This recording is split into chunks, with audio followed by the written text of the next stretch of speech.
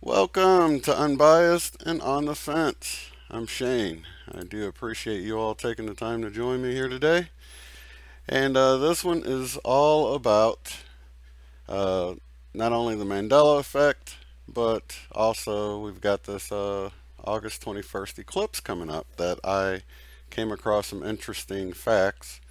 It is mingled with some religious stuff, so me, like, the way I like to stay on the fence about stuff, you can look beyond the religious hyperbole if you'd like, but nonetheless, it is filled with a bunch of actual facts, which I did find interesting, especially the way the number 33 keeps coming up.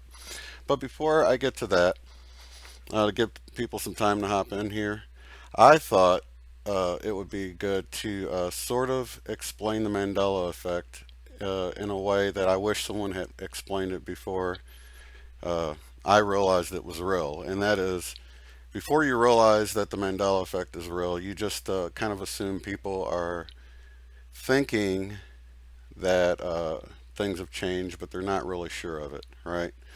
And I think if you sort of, we've got things that we know, right?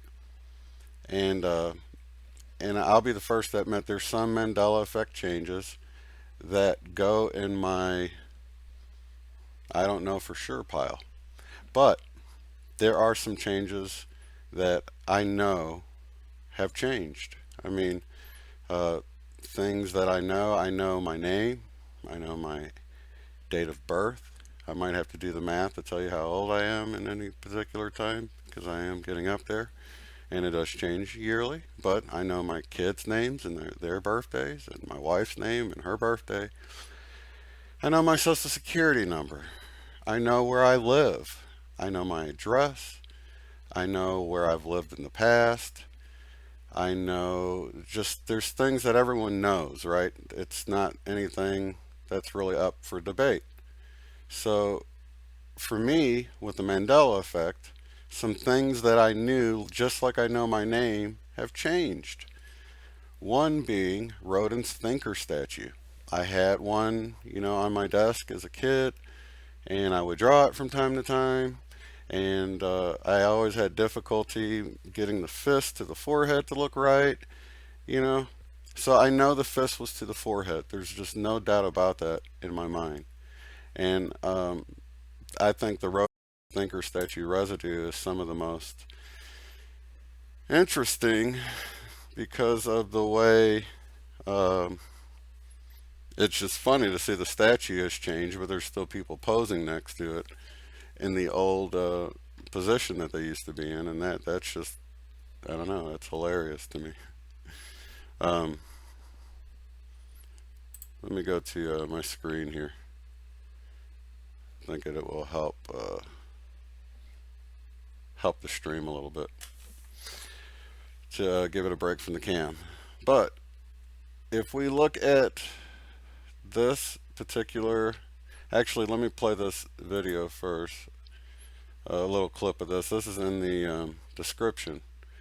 Uh, Someone shared this, found this video last night. They shared it with me, and you can go watch the whole thing. But check this out.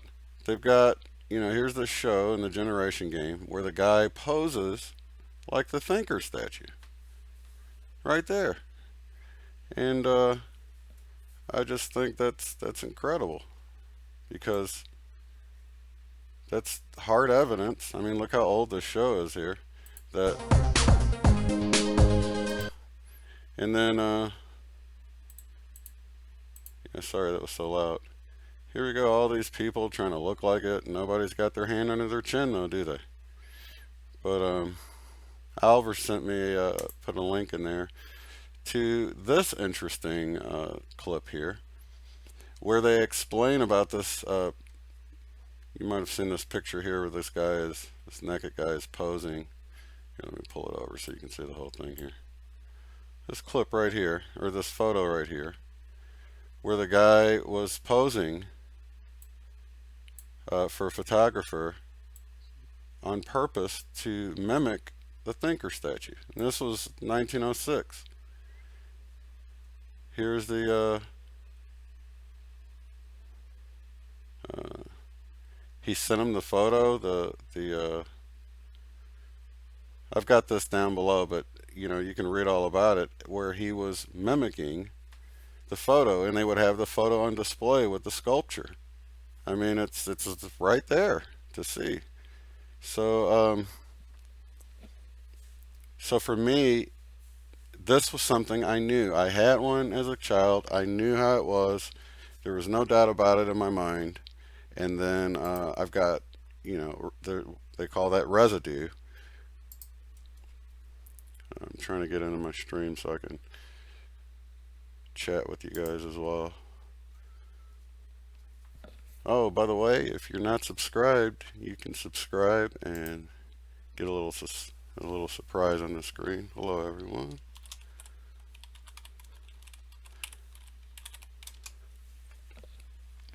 Okay, so I had a few clips I wanted to show before I get to the Eclipse stuff.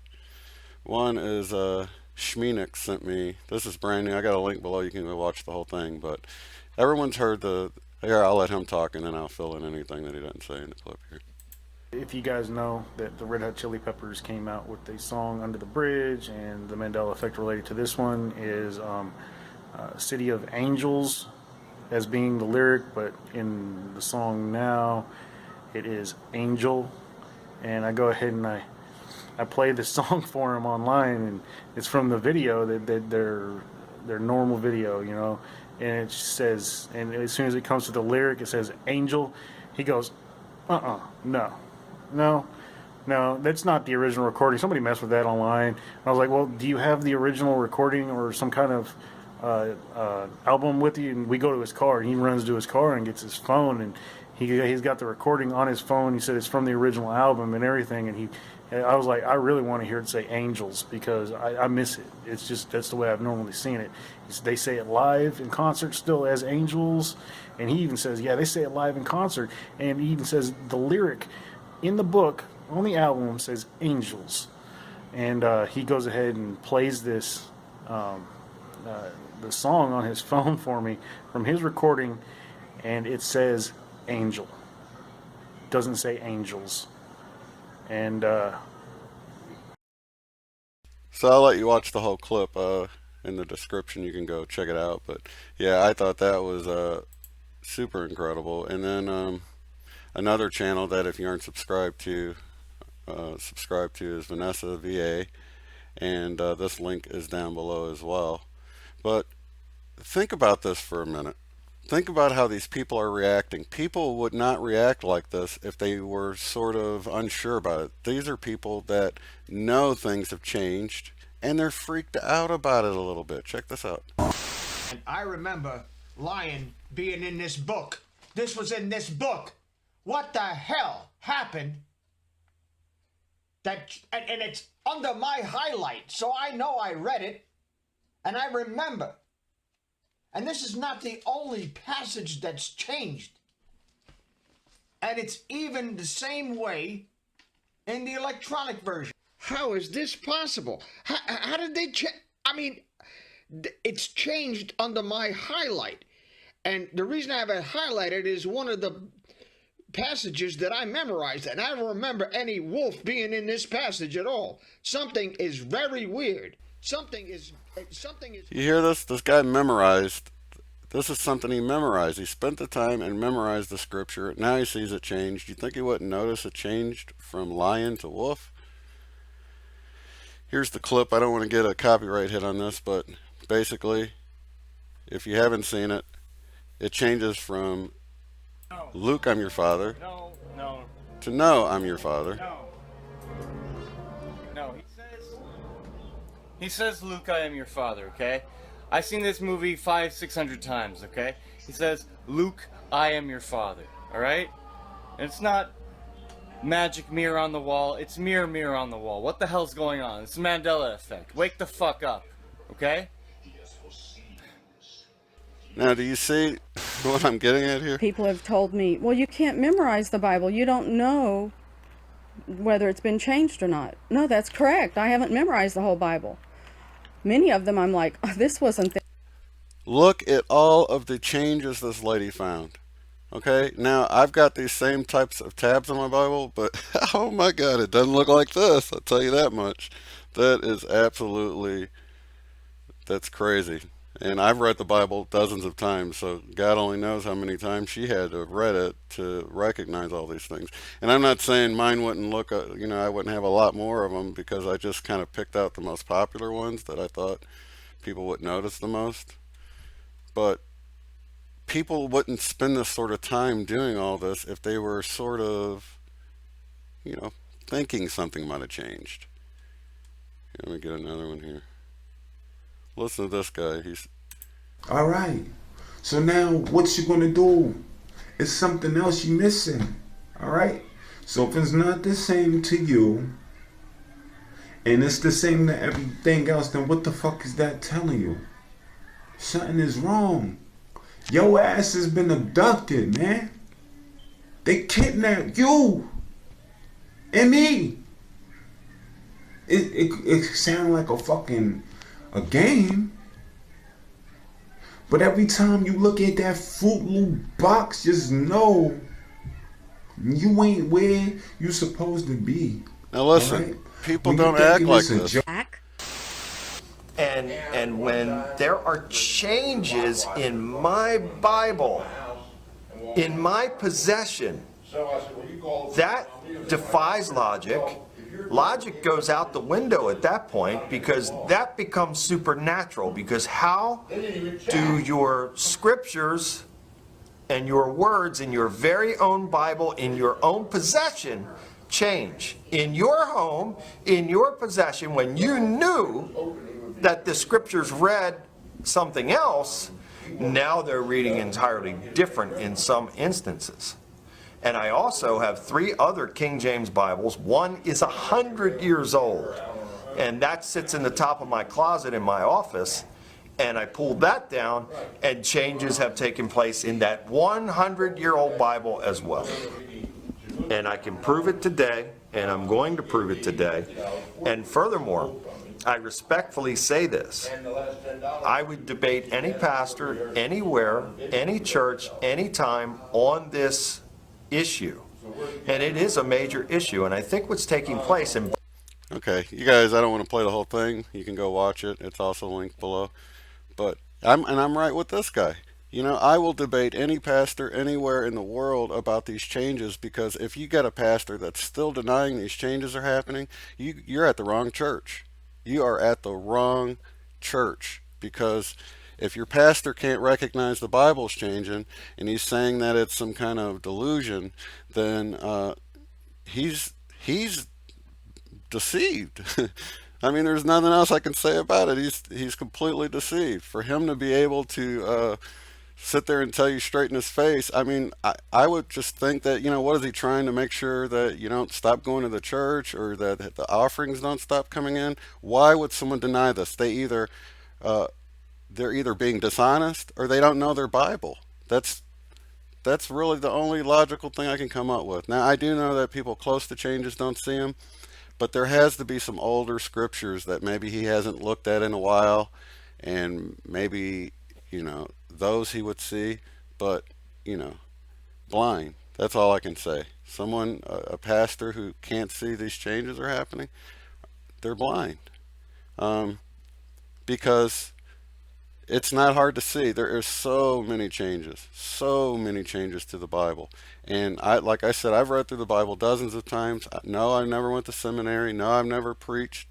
But growing up in a Christian home, I was told this was the manual for life, that you better know your Bible because it's important. So, I worked as a painter for years, and I would constantly have the Bible playing and listening. Even, while I was at work, I'd be listening to it. So besides reading through it dozens of times, I even listened to it on audio with Max McLean reading it. I got it from the Bible Answer Man show, the whole Bible on CD, and I listened to it it got to where I listened through the whole thing a few times, and then I got to where got tired of switching out the CD, so I would listen to one CD all day long, which just depending on the size of the book of the Bible it was, I would have to sit there and listen to the whole thing. I might switch it out at lunch or something, but I heard it so much that I know some of the things have changed, just like I would know. I can't even say that I would know my name changed. I mean, it's Robinson. If somebody told me it was Robinson or Robertson before, I would tend to believe that before I would believe the Mandela effect isn't real because of some of these people's names changing that they don't realize it. But that's how sure I am of the Mandela effect happening. It's for sure happening. So, with all of that said, let me move on to what's coming up with the August 21st eclipse, because this is pretty cool stuff right here. Um, let's see here.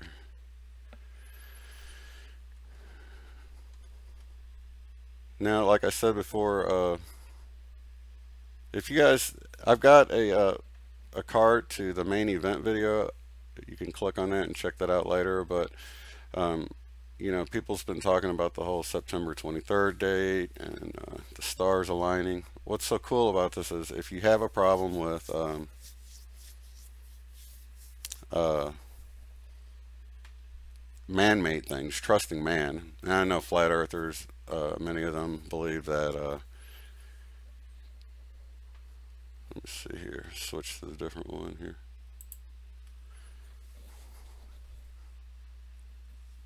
That should help the stream health. Sorry about that. But yeah, these fascinating facts here for this upcoming eclipse. What a time to be alive. The August 21st, 2017 total solar eclipse is fast approaching, and while it may or may not hold biblical level significance, let's take a look at the facts so you can decide for yourself. Okay. Let's go down here.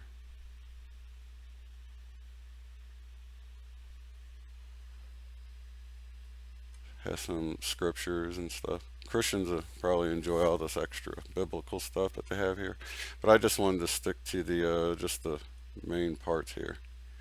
So, everyone in the continental U.S. has the opportunity at least to see part of the eclipse, a partial eclipse. I know where we're at in Tulsa, we're going to see, I guess, it'll be 75% covered or something like that.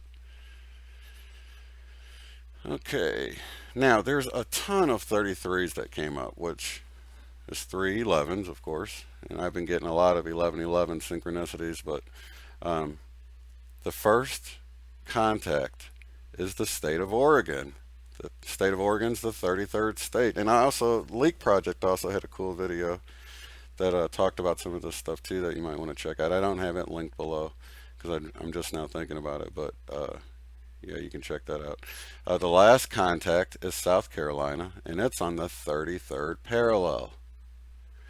The eclipse happens on day 233 of the year. And if the Revelation 12 sign is valid, that's the one that I talk about in the, like I mentioned before, the card that says the main event video I created a few months back. 33 days before that, Jesus is thought to have been 33 when he died. Just for fun, 99 years, that's 333s, since the last eclipse to go coast to coast in the U.S. Pretty interesting. Let's see. Is that 99? Is that right? 99? That wouldn't add up with the math, I don't think. Okay, from the September 23rd date to December 31st is 99 days. 3 more 33s. Number of days from 1918 to the August 21st eclipse are 26,234 days. Let's see. Yeah, and they're actually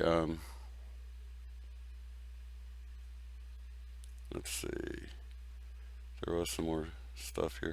33 has special relation to earthquakes because the Richter scale uses the number 33. Let's see. The line crosses 12 primary states that receive the total darkness, and they look at the significance of 12 with the disciples and the month and the year. The eclipse path is 70 miles wide. And I don't know if you know that's whole 70 times 7 in the Bible, and I think they're bringing out some of that. 770. Okay. Let me get down to now I don't know if you guys know this, but we're gonna have one 7 years later that's gonna make an X across the United States. Here's a picture of that, which is pretty interesting. Now what's weird is, let's see, another eclipse comes in 2024, 7 years after August 21st, and marks an X over the United States. The combined time of totality of these eclipses together will be 7 minutes. The day of the eclipse on the 21st is 3 times 7, 777. The exact point where the two eclipses cross is right next to Cedar Lake in Illinois, specifically right next to Salem Road. There we have Salem again. Now Salem is like Jerusalem, so they are making that connection with that. I think they said something earlier about it. Like I said, I'm just wanting to touch on this. This has to be a short broadcast because I've got things I got to go do. But let's see, the last time we had a full eclipse in 1918 was accompanied by a pandemic of war, flu crisis of 1918. So, yeah, they're just saying that some bad stuff might come along. Let's see.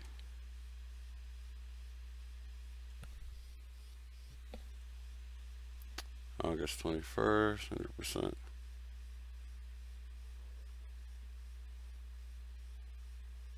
Let's see, due to the mass exodus.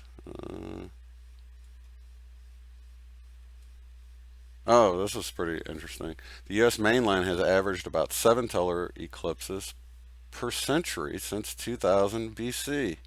So the rarity of the August 21st, 2017 solar eclipse is not only considered a once-in-a-lifetime event, it will be a once-in-about 7 lifetimes event.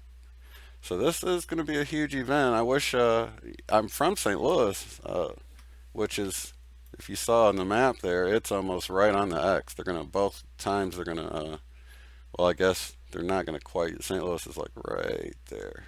So, but yeah, if I was there, man, that would be, if I still live there, that would be sort of neat. But they've already been talking about, you know, some of these areas not being able to have cell coverage because so many people are just trying to get to these lines. This is the one that's coming up here, so people are going to be migrating to these lines. They don't know what the traffic jams are going to be like. They don't know if they're going to be able to handle the influx of people, and it's sort of an event that, you know, how do you prepare for something like that?